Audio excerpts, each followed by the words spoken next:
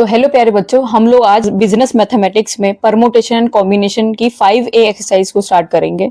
तो इसमें पहला क्वेश्चन देखो, इसमें कह रहे हैं 4p3 को इवैल्यूएट करना है। तो सिंपल 4p3 को इवैल्यूएट करेंगे तो परमुटेशन का फॉर्मूला लगाना है। परमुटेशन का NPR का फॉर्मूला लगाना है, जो कि होता है n फैक्टोरियल अपॉन में n minus r factorial.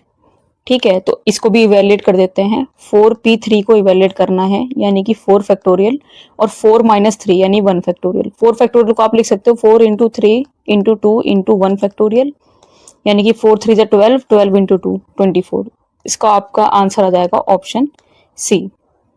4p3 किसके इक्वल होगा? तो 4p3 ये हो गया आपका NPN वाली चीज। तो 4p3 यानी कि NPN, और आपको पता है NPN जो होता है वो n फैक्टोरियल के बराबर होता है, यानी कि 4p4 आपका 4 फैक्टोरियल के बराबर होगा। और 4 फैक्टोरियल की वैल्यू क्या होती है? अभी तो हमने निकाली 24 होती है। तो इसका ऑप्शन हो जाएगा आपका करेक्ट बी वाला। अब है आपका 7 फैक्टोरियल। देखो, फैक्टोरियल को ऐसा भी बनाया जाता है, फैक्टोरियल को ऐसा भी बनाया जाता है। ठीक है, तो 7 फैक्टोरियल कितने के इक्वल होगा? आपके पास कैलकुलेटर है, कैलकुलेटर में कैलकुलेट करके देखो आप। तो अगर आप कैलकुलेट करोगे तो ये आपका आएगा 5040 के इक्वल। नेक्स्ट है हमारा 0 factorial is a symbol equal to. तो 0 फैक्टोरियल जो सिंबल है वो किसके इक्वल होगा? वो आपका इक्वल होता है 1 के।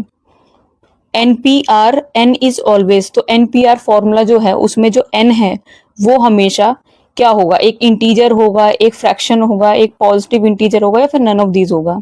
तो ये तो बस आप ध्यान रखना, फॉर्मूले वाली चीज है। तो NPR जो होता है हमारा फॉर्मूला, उसमें क्या होता है, जो हमारा R है वो हमेशा less than N equal to n हो सकता है। R जो है वो हमेशा n के बराबर हो सकता है, या फिर n से हमेशा छोटा होगा, इससे बड़ा नहीं हो सकता। ये ध्यान रखना आप, ठीक है। यानी कि अगर हम कुछ भी करें, कुछ भी इसमें चीज देखें, तो हमेशा ये जो हमारा ये वाली चीज है, यानी NPR वाली चीज है, ये हमेशा हमारा एक पॉजिटिव इंटीजर आएगा, यानी कि ऑप्शन सी हमारा एक इसमें करेक्ट है। अगले पे चलते हैं। अगले में कह रहे हैं NPR द रिस्ट्रिक्शन इज। इसमें NPR फॉर्मूले में रिस्ट्रिक्शन क्या है? क्या रिस्ट्रिक्शन है?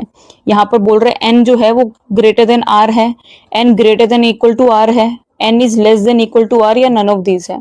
तो ये भी आपको पहचानना आसानी है।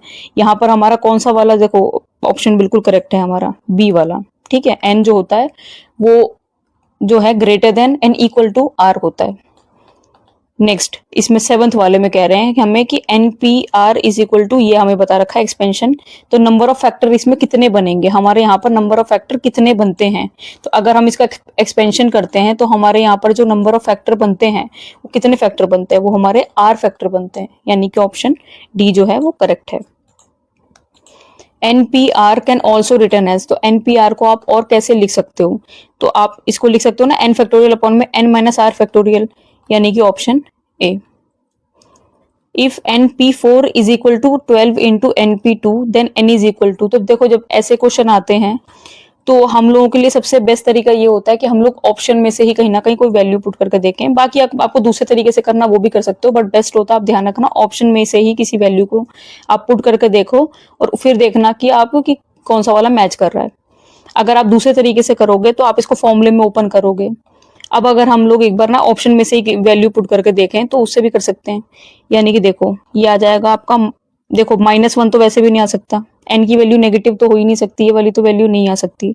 तो अगर आप 6 पुट करो तो 6p4 is equal to 12 into 6p2 ऐसे हो जाएगा। 6p4 को एक्सपेंशन करोगे 6 फैक्टोरियल, 6 माइनस 4 यानी 2 factorial, 12 into 6 factorial, 6 minus 2 4 factorial. तो 6 into 5 into 4 into 3 2 factorial upon में 2 फैक्टोरियल, 12 इंटू 6 5 और 4 फैक्टोरियल का। देखो इसको सॉल्व करके आप लोग अगर देखोगे तो सॉल्व करके आंसर दोनों LHS और RHS बराबर आनी चाहिए। तो यहाँ पर देखो 6 इंटू 5 है और 4 इंटू 3 12 होता है। यहाँ पे भी देखो 12 इंटू 6 इंटू 5 सेम ही तो बन रहा है, यानी कि आपका ऑप्शन कौन सा इक्वल है? यहाँ पर बी ऑप्शन। ऐसे क्वेश्चन में आप बेस्ट है कि आप ऑप्शन में से ही वैल्यू को पुट करके देखो और ज्यादा आसान पड़ता है। अगला 10th वाले पे देखो। 10th वाले में हमें दे रखा है NP3 ratio NP2 is equal to 3:1। तो n की वैल्यू क्या है? NP3 अपॉन में NP2 is equal to 3 upon में 1। ये तो अब इसको भी चेक करना है आपको।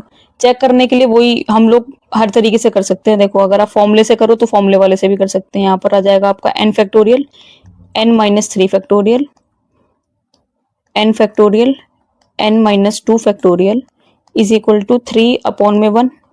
अब इसको थोड़ा और सॉल्व करें तो यानी कि n factorial n minus 3 factorial into में n माइनस 2 फैक्टोरियल अपॉन में n factorial is equal to 3 upon में 1। n से n हट जाएगा, ठीक है। अब हम लोग इसको और सॉल्व कर सकते हैं। अब इनमें से किसी को अगर आप एक्सपेंशन कर सकते हो तो उसको एक्सपेंशन कर दो। तो n माइनस 2 फैक्टोरियल है ना, n माइनस 2 से पहले आपका n माइनस 3 भी आ सकता है ऐसे, तो यहाँ आ जाएगा n minus 3 factorial is equal to 3 upon में 1। n माइनस 3 से n माइनस 3 कैंसिल, ये आ जाएगा n minus 2 is equal to 3 upon में 1 ऐसे। n minus 2 is equal to 3, n is equal to 3 plus 2 यानी कि कितना हो जाएगा, n इज इक्वल टू जाएगा 5, ठीक है। यानी कि इसका आंसर हमारा क्या आ रहा है, 5 आ रहा है। अब आप ऑप्शन देख लो कौन सा, अब यहाँ पर 5 है, ये रहा सी ऑप्शन।